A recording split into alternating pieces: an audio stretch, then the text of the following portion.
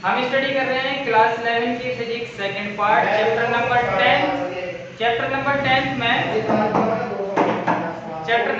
में जो हमारा टॉपिक है वो हम इससे प्रीवियस वीडियो में स्टडी कर चुके हैं। दाब के बारे में क्या होता है, दाब का फॉर्मूला निकाला था P=F। उस पर एक न्यूमेरिकल लगाएंगे आज की इस क्लास में, और उसके बाद हम पढ़ेंगे पास्कल्स लॉ कि पास्कल ने दाब के बारे में क्या नियम दिया। बड़ा इंपॉर्टेंट है पास्कल लॉ, उस पर दाब की यूनिट भी बनी हुई है पास्कल। तो चलिए पहले क्वेश्चन सॉल्व कर लेते हैं। क्वेश्चन को उसने दिया है हमें, देखिए क्वेश्चन है हमारी एनसीईआरटी टेक्स्ट बुक का 10.5। इसमें हमसे ये क्या कहता है कि एक लड़की है जिसका वेट जो है वो 50 किलोग्राम है। उसने एक हील की जूती पहनी हुई है और उसका जो व्यास है वो 1 सेंटीमीटर का है जो जूती है। तो वो अपने वेट को इस प्रकार से धरती के ऊपर क्षैतिज तल पर इस प्रकार से लगाती है कि वो सारे का सारा वजन उसका उस एड़ी के ऊपर आए। तो ये कहता है कि उस एड़ी के द्वारा, उस लड़की की एड़ी के द्वारा क्षैतिज तल पर कितना दाब लग रहा है ये काउंट करके बताएं। तो दाब निकालने के लिए हमको क्या चाहिए, हमको चाहिए फोर्स। जो लड़की जो है अपनी वेट की वजह से अर्थ के ऊपर जो है या तल के ऊपर जितना फोर्स लगा रही है वो चाहिए, और कितने एरिया को लगा रही है। तो उस एड़ी के ऊपर आ गया ना सारा। तो हमें जो जो गिवन वैल्यूज हैं वो लिख लेते हैं। ठीक है, m दिया है हमें 50 kg, और हमें क्या दिया है, r की वैल्यू दी हुई है। जो जूती है, जो क्षेत्रफल बन रहा है जूती का, एड़ी का, उसकी त्रिज्या दी है 1 सेंटीमीटर। मीटर में कन्वर्ट करेंगे 1 × 10⁻² मीटर। ओके, अब ये वृत्ताकार है, उसमें क्या है व्यास 1 सेंटीमीटर व्यास, ये व्यास है सॉरी। अगर हम इसका त्रिज्या निकालेंगे तो हो जाएगा 1/2। ठीक, कितना हो जाएगा 1/2। देखो क्या लिखी है, पहले 50 किलोग्राम की कोई बालिका अपने शरीर को 1 सेंटीमीटर व्यास की वृत्ताकार एड़ी पर संतुलित किए हुए है। ठीक है, तो ये r की वैल्यू हो गई। m की वैल्यू हमारे पास में है, हमसे निकलवा रहा है p, क्योंकि p होता है F/A। F कितना हो जाएगा mg, गुरुत्वीय बल के बराबर बल लगाएगा, और a क्या हो जाता है हमारा πr²। वृत्ताकार है तो m कितना हो गया 50, g हो गया हमारा 9.8, पाई 3.14 होता है, r 1/2 × 10⁻² का स्क्वायर। कैलकुलेट करेंगे 50 × 9.8 3.14 1/4 10⁻⁴। जब हम इसको कैलकुलेट करेंगे तो 4 का हो जाएगा ऊपर, ये बन जाएगा 200, 9.8 डिवाइड बाय 3.14 × 10⁴। ये आ जाएगा कैलकुलेट करके लगभग 6.2 × 10⁶ न्यूटन पर मीटर स्क्वायर, ये आप पास कर। ठीक है, इस तरह से काउंट करेंगे। अब क्वेश्चन आपको जो है इस तरह से दिया गया था, इसका सॉल्यूशन हो गया। एक क्वेश्चन इसके आगे दिया गया है कि एक वायुमंडल जो एक दाब मापी है उसको उसके अंदर लिक्विड में पारे की जगह पर, जो चूंकि टोरिसेली ने जो वायुमंडल जो दाब मापी बनाया था हमारा, उसमें पारा भरा गया था। और ये कहता है कि एक दूसरा दाब मापी अगर हम बना दें और उसमें पारे की जगह पर में शराब, फ्रेंच शराब जो होती है, और उसका घनत्व भी दिया हुआ है, g की वैल्यू भी दी हुई है, और p का वैल्यू दिया है कि एक वायुमंडलीय दाब के बराबर की इसकी रेंज होनी चाहिए। तो आप h बताइए कि जो स्तंभ बनेगा शराब का उसकी हाइट कितनी होगी। तो फॉर्मूला लगा ले, इसमें p = इजीली से सॉल्व हो जाएगा। तो ये हमारा क्वेश्चन सॉल्व हो गया है। अब हम बात करते हैं पास्कल्स लॉ।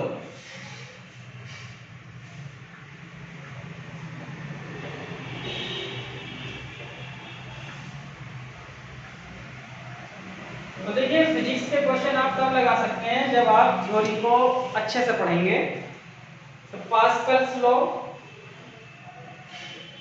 पास्कल का नियम।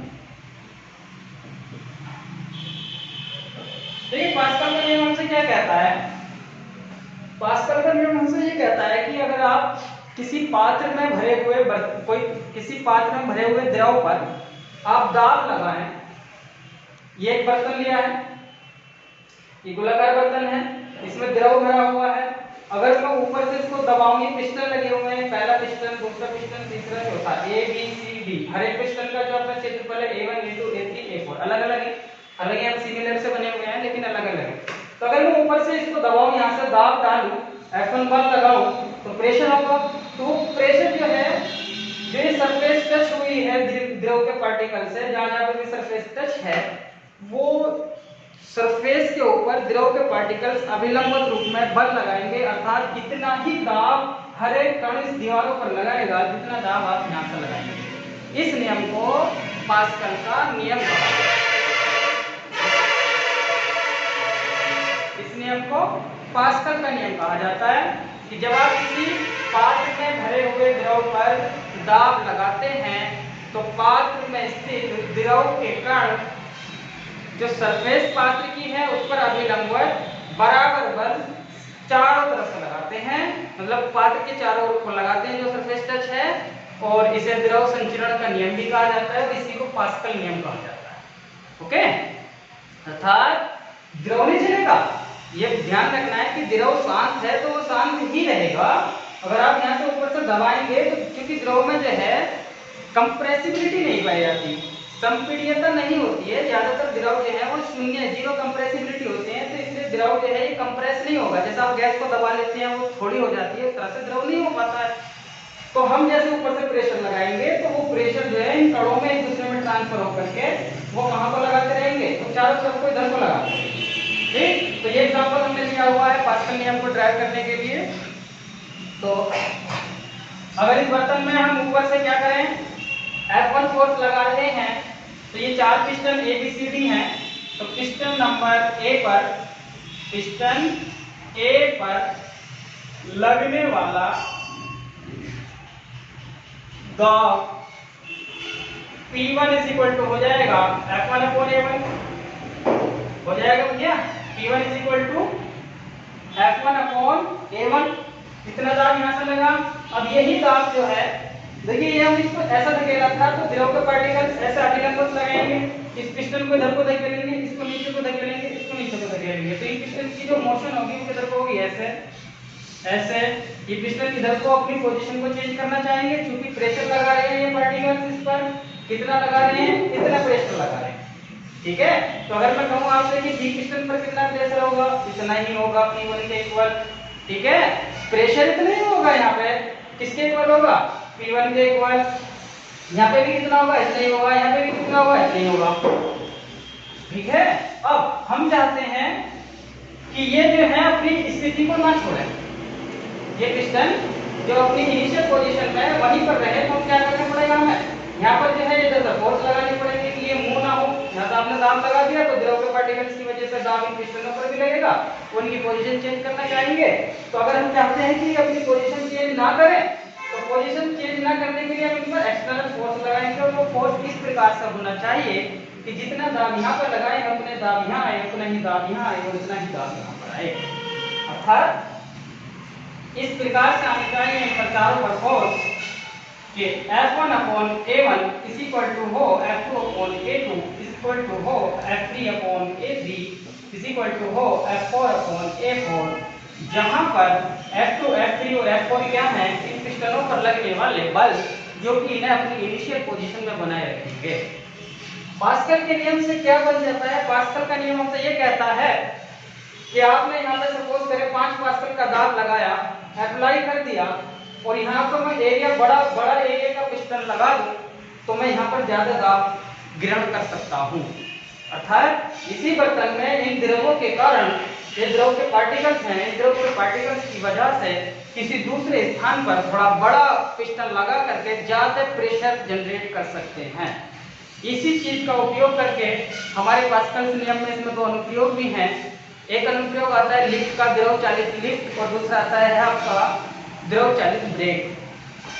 आजकल ब्रेक आते हैं, हल्का सा पैडल लगाते हैं तो गाड़ी एकदम रुक जाती है, और बहुत हाई ब्रेक बन जाते हैं, तो वो द्रव चालित ब्रेकों के नाम से जाने जाते हैं। एक आपका लिफ्ट होती है, जो द्रव चालित लिफ्ट होती है, जो द्रव यूज किया जाता है जिनके अंदर, उसमें भी पास्कल फ्लो ही यूज होता है। ठीक है, आई थिंक आपको क्लियर हो गया होगा। एक बार फिर समझाते हैं पास्कल फ्लो क्या है, कि किसी बर्तन में अगर पानी द्रव को भरा हुआ है और आप बर्तन के ऊपर एक हिस्से पर दाब लगाते हैं तो द्रव के वो कण जो बर्तन की दीवारों से टच हैं, बर्तन की दीवारों पर अभिलंब रूप में चारों तरफ को बराबर इतना ही दाब लगाएंगे जितना दाब आपने उस पर लगाया था।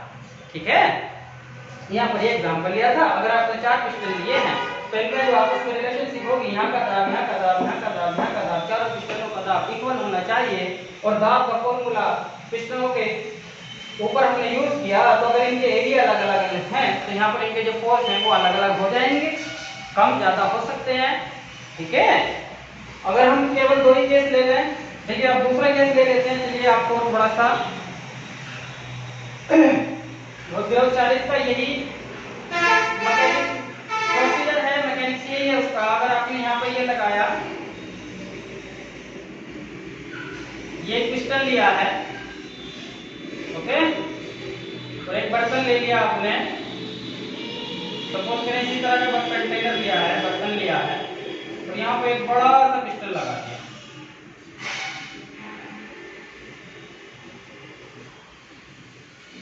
ये बड़ा सा पिस्टन लगाया है, इसका एरिया A2 है, इसका एरिया जो है A1 है। छोटे पिस्टन का एरिया कितना है? A1, A piston number 3। यहाँ पर द्रव भरा हुआ है,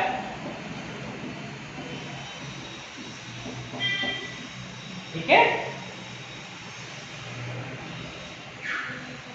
ये A नाम है इसका।